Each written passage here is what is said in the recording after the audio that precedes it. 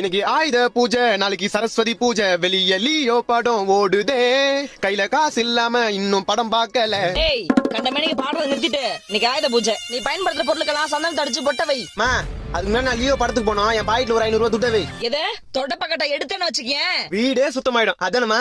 உடம்பெல்லாம் வீங்கிடும். போய் முதல்ல சொன்ன வேலையை செய். ஓகே. மாசம் மாசம் இஎம்ஐன்ற பேர்ல 6000 ரூபாய் உனக்கு தத்தம் பண்ணோம்.